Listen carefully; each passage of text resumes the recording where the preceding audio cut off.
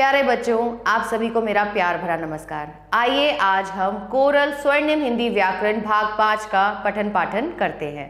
प्यारे बच्चों, आप सभी को मेरा प्यार भरा नमस्कार। आइए आज हम पाठ 1 भाषा, बोली, लिपि और व्याकरण का पठन पाठन करते हैं।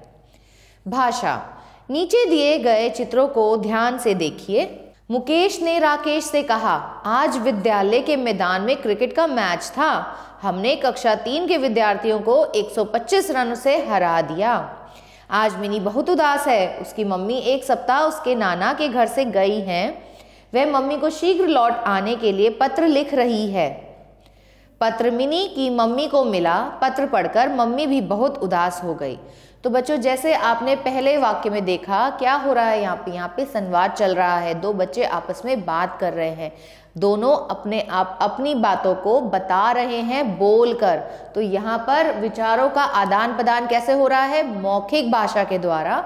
और वहीं मिनी मम्मी को अपनी पत्र लिख रही है, तो वो अपने विचारों का आदान प्रदान कैसे कर रही है? लिखित रूप में। और उसकी मम्मी अपनी बेटी के विचार कैसे देख रही है? पढ़कर। पहले चित्र में मुकेश ने राकेश से अपनी बात कैसे पहुंचाई? बोलकर। राकेश ने मुकेश की बात कैसे समझी? सुनकर। दूसरे चित्र में मिनी ने अपनी बात अपनी मम्मी तक कैसे कही? लिखकर। मम्मी ने मिनी की बात कैसे समझी? पढ़कर। हम अपनी बात बोलकर या लिखकर दूसरों को समझाते हैं, दूसरों की बात सुनकर या पढ़कर समझते हैं। ऐसे ही हम भाषा के द्वारा करते हैं। तो भाषा में हम क्या कर रहे हैं बच्चों? हम पढ़कर या सुनकर किसी की बातों को समझ पाते हैं। जो भी बातचीत करते हैं वे किसी न किसी भाषा में होती है। चाहे आप अंग्रेजी भाषा में बात करें, जापानी भाषा में बात करें, रोमन में करें, पंजाबी में करें, तो हम कैसे करते हैं? एक दूसरे से जब हम बात करते हैं तो हमें भाषा का सहारा लेना ही पड़ता है। हम अपनी बात दूसरों तक भाषा के माध्यम से ही पहुंचा सकते हैं। सुबह से शाम तक दूसरों से बातचीत करते हुए हम भाषा का ही प्रयोग करते हैं। भाषा का प्रयोग किए बिना हमारी बात दूसरे तक नहीं पहुंच सकती। वास्तव में हमारे मन के भाव भाषा के माध्यम से ही प्रकट होते हैं। तो परिभाषा क्या है भाषा की? भाषा वह माध्यम है जिसके द्वारा हम अपने विचारों को बोलकर या लिखकर दूसरों को प्रकट करते हैं तथा दूसरों के विचारों को सुनकर या पढ़कर समझते हैं। अतः भाषा विचारों के आदान प्रदान का माध्यम या साधन है। भाषा के रूप बच्चों, इसके 3 रूप हैं। पहला है मुंह से बोलकर, लिखकर और संकेत द्वारा। जब हम मुंह से बोलकर कोई बात बताते हैं तो उसे हम बोलते हैं मौखिक भाषा। क्या बोलते हैं उसको हम? मौखिक भाषा। और जब हम लिखकर अपने मन के भावों को प्रकट करते हैं तो उसे हम बोलते हैं लिखित भाषा। और जब हम ना तो बोलकर ना लिखकर बल्कि संकेतों के द्वारा अपने भावों को प्रकट करते हैं तो उसे बोला जाता है संकेतिक भाषा। जैसे कि गूंगे लोग तथा ट्रैफिक पुलिस की जो भाषा होती है वो संकेतिक भाषा होती है। संसार के अलग अलग देशों में अलग अलग भाषाएं बोली जाती हैं। और आप ये देखो कि भारत में बहुत सारे प्रांत हैं और यहाँ पर पंजाब भी है, गुजरात भी है। तो यहाँ की जो भाषाएं हैं वो सब अलग अलग हैं। जैसे पंजाब में पंजाबी बोली जाती है, गुजरात में गुजराती बोली जाती है। भारत में बोली जाने वाली कुछ प्रमुख भाषाएं निम्न हैं। हिंदी है, संस्कृत है, मराठी, मलयालम, असमिया, उड़िया, उर्दू, कश्मीरी, कन्नड़, कोंकणी, तमिल, तेलुगु, गुजराती, पंजाबी, बांग्ला, नेपाली, मणिपुरी तथा सिंधी आदि। बोली। जब बच्चों कोई भी भाषा किसी बड़े क्षेत्र में बोली जाती है तो वहाँ के जो शब्द होते हैं वो हमारी जो मुख्य भाषा होते हैं उससे थोड़े से पृथक हो जाते हैं। तो उसको हम बोलते हैं बोली। मतलब वो उस क्षेत्र की एक बोली बन जाती है। जब कोई भाषा किसी बहुत बड़े भूभाग में बोली जाती है तो विभिन्न क्षेत्रों में उसके बोलने का ढंग बिल्कुल बदल जाता है। इससे उस भाषा के बातचीत में कई रूप हो जाते हैं। उदाहरण के लिए हम हिंदी भाषा को ले सकते हैं। यह भाषा पश्चिमी उत्तर प्रदेश में अलग ढंग से बोली जाती है, तो मध्य प्रदेश में अलग तरीके से, और पूर्वी उत्तर प्रदेश में बिल्कुल अलग ढंग से। बिहार में इसका रूप अलग है और राजस्थान में भी अलग रूप है। तो परिभाषा, भाषा के क्षेत्रीय रूप को हम बोली बोलते हैं।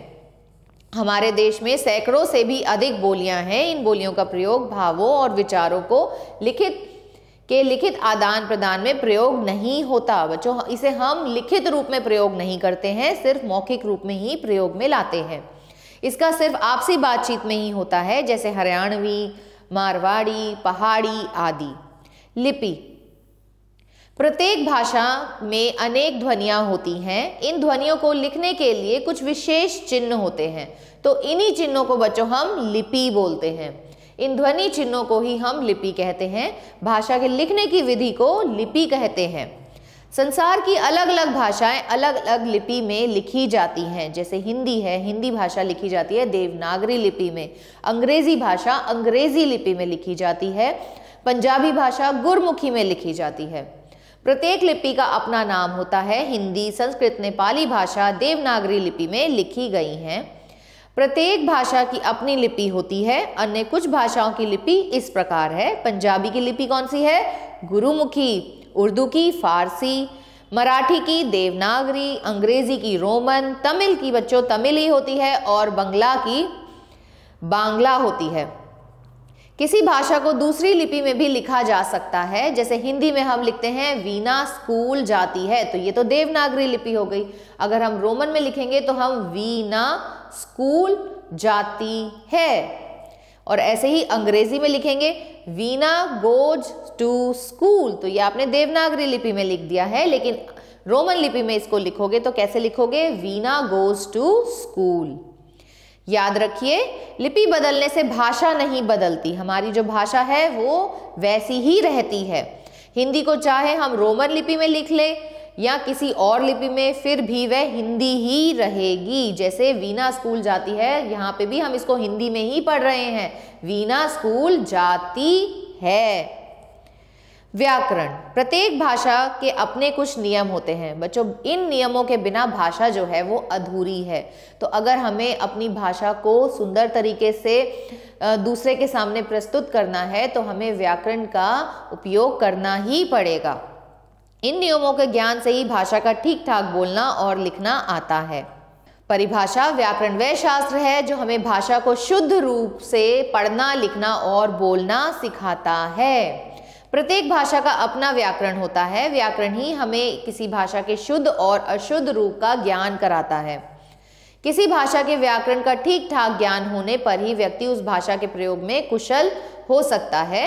तो इसके 4 अंग होते हैं बच्चों। पहला होता है वर्ण विचार, दूसरा शब्द विचार, तीसरा होता है पद विचार और चौथा होता है वाक्य विचार। चूंकि शब्द वर्णों से बनते हैं, इसलिए सबसे पहले वर्ण पर विचार होता है। सबसे पहले आपको वर्णों की जानकारी होनी बहुत जरूरी है, फिर उसे हम बनाते हैं शब्द और शब्दों से बनते हैं वाक्य।